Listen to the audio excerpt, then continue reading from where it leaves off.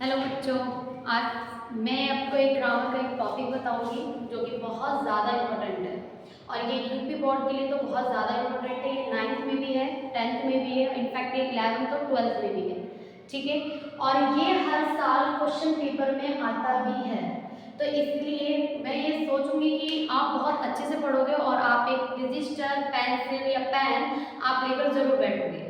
ठीक है, आज का टॉपिक हमारा स्टार्ट है इस ग्रामर का एक्टिव एंड पैसिव वॉइस। इसमें क्या करते हैं, पहले आपको पहचान होनी चाहिए कि एक्टिव हम कैसे पहचानेंगे और पैसिव वॉइस कैसे पहचानेंगे। ऐसा नहीं है कि आपको सेंटेंस में एक्टिव दिया तो उसमें साइड में लिखा हुआ हो कि आगे से पैसिव में चेंज करो। आपको पहचानने भी आना चाहिए कि आप कैसे चेंज करोगे और कैसे पहचानोगे। जब भी हम एक्टिव को पैसिव में चेंज करते हैं तो इसमें एक मेन चीज है कि वर्ब की जो है, यानी कि वर्ब ये मींस एक्शन वर्ब। ठीक है, तो इसकी आपको थर्ड फॉर्म मिलेगी और इसके साथ साथ बाय भी मिलेगा। ठीक है, आपको दो चीज मिलेगी पैसिव वॉइस करने के लिए, यानी कि उसमें वर्ब की थर्ड फॉर्म और बाय। जब आप एक्टिव को देखोगे तो एक्टिव में हमारे टोटल सेंटेंसेस कितने होते हैं, 12। ठीक है, जिसमें present indefinite, present continuous, present perfect tense, past indefinite, past के सारे टाइप्स और फ्यूचर के सारे टाइप्स। तो ये टोटल कितने हो गए, 12। ठीक है, तो 12 में से हम टोटल 8 टेंसेस को हम चेंज करते हैं, वो भी किसमें, पैसिव वॉइस में। आप डायरेक्ट नोट डाउन कर सकते हो अपनी कॉपी में।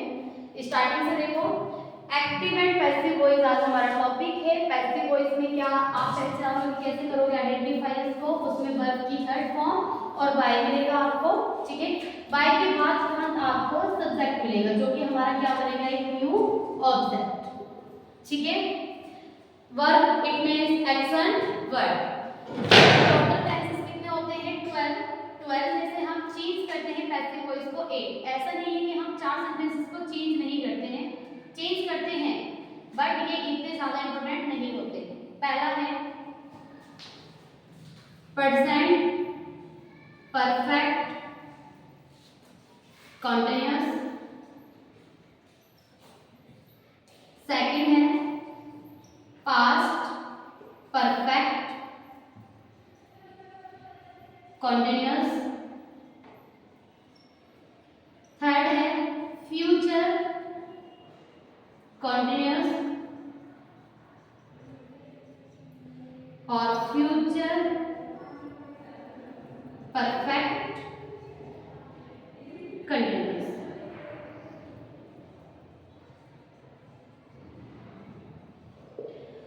ये 4 सेंटेंसेस ज्यादा इंपॉर्टेंट नहीं है क्योंकि इनके क्वेश्चंस बहुत कम आते ही नहीं हैं, तो इनको हम पैसिव वॉइस में चेंज नहीं करते। Present perfect continuous, past perfect continuous, future continuous और फ्यूचर परफेक्ट कंटीन्यूअस। बाकी के टोटल कितने बचे, 8। इनको हम चेंज करेंगे इसमें पैसिव वॉइस। ठीक है, अगर आपको इसे नोट डाउन करना है तो आप इसे नोट डाउन करिए और मैं आगे चलती हूँ।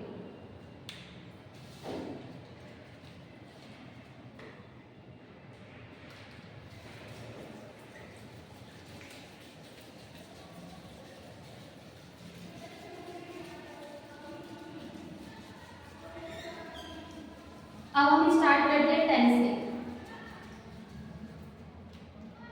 जब आपको सब्जेक्ट में आई मिलेगा तो आप इसको चेंज करेंगे मी में।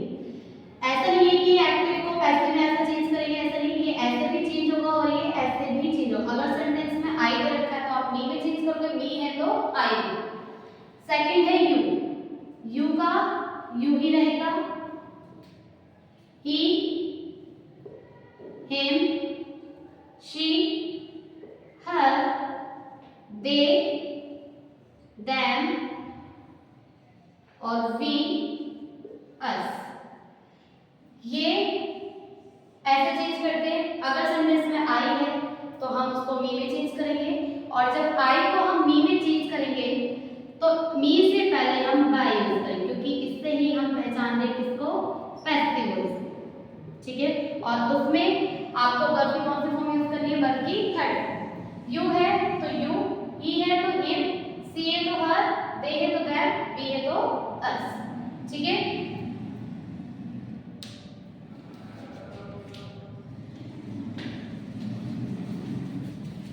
अब देखो सेंटेंस स्टार्ट करते हैं प्रेजेंट इंडेफिनिट। प्रेजेंट इंडेफिनिट के बाद मैं कुछ आपको सेंटेंसेस बताऊंगी कैसे हम चेंज करते हैं। फर्स्ट है प्रेजेंट इंडेफिनिट।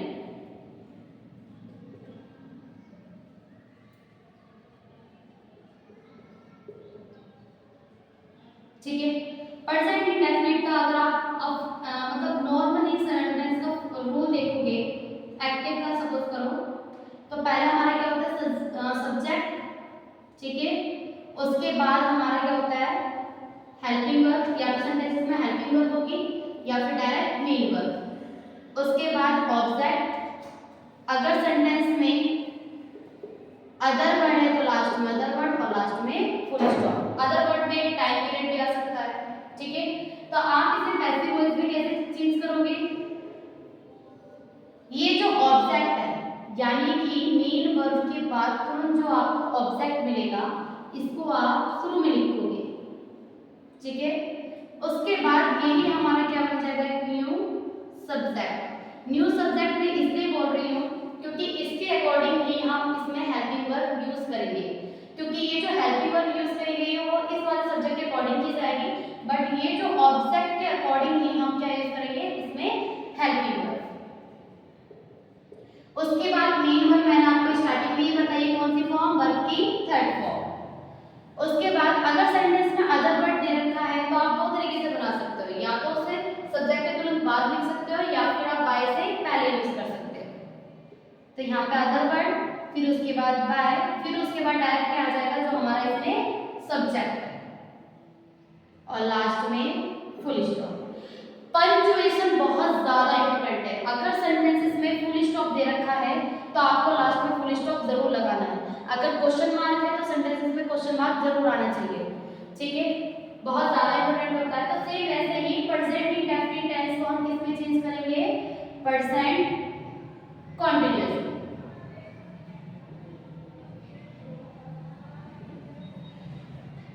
प्रेजेंट इंडेफिनिट में क्या यूज होता है, हेल्पिंग वर्ब, इसमें हेल्पिंग वर्ब यूज होती है डू या डज, या फिर मेन वर्ब कौन सी यूज होती है, वर्ब की फर्स्ट फॉर्म या फिर वर्ब की फर्स्ट फॉर्म के साथ एस और ईएस, ठीक है। और हम इसे चेंज करेंगे जब भी सेंटेंस में आएगा तो हम इसे चेंज करेंगे इज आर एन, ठीक। जैसे एक सेंटेंस बताती हूँ मैं आपको एग्जांपल में,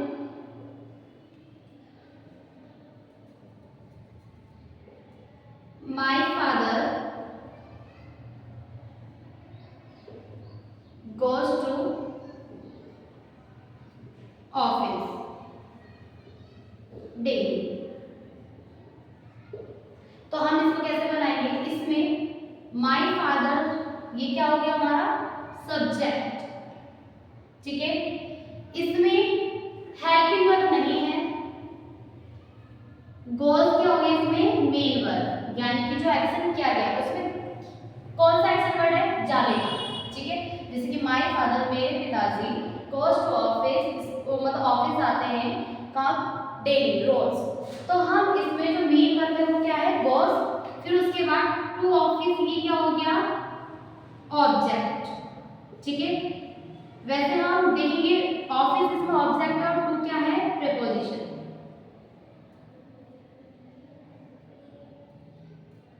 ठीक है, और डेली एक टाइम पीरियड।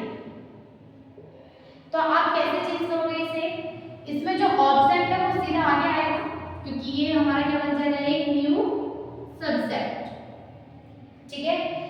उसके बाद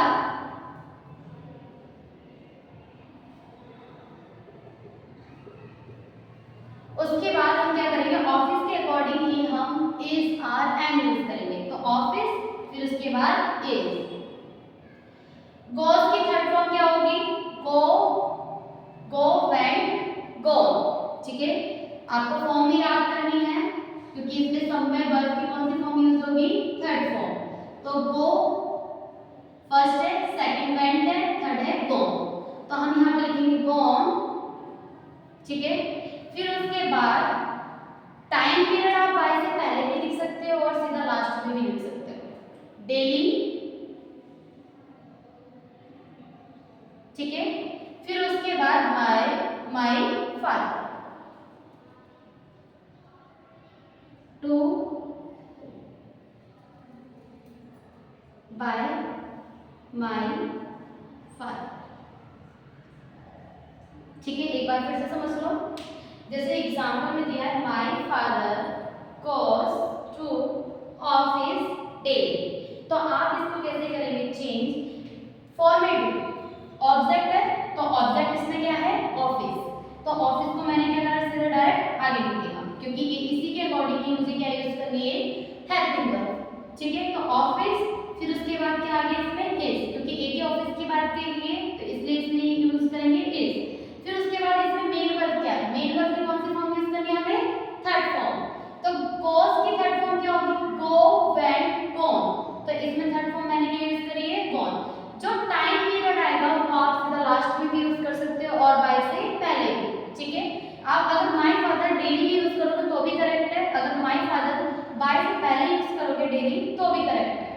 डेली, फिर उसके बाद क्या बचा? सब्जेक्ट माय फादर, तो बाय माय फादर। ठीक है, आप इसे कॉपी में नोट डाउन करो और मुझे उम्मीद है कि आप सभी लोग इसे कॉपी में नोट डाउन कर रहे होंगे। उसके बाद मैं आगे बढ़ती हूँ। एक खत्म है, फिर उसके बाद कितने बचे अब टोटल? 7।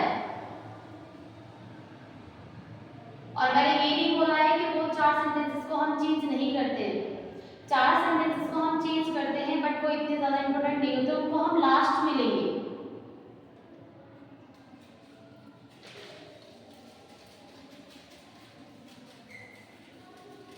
आगे हमारा टॉपिक चलता है present continuous.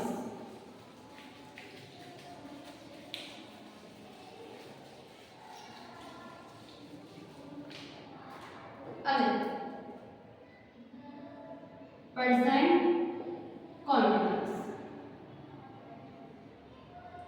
Present continuous tense को हम चेंज करते हैं, प्रेजेंट कॉन्टिन्यूअस में चेंज करते हैं बट इसके साथ क्या ऐड हो जाता है? बी। जैसे कि अगर सेंटेंसेस में इज, आर,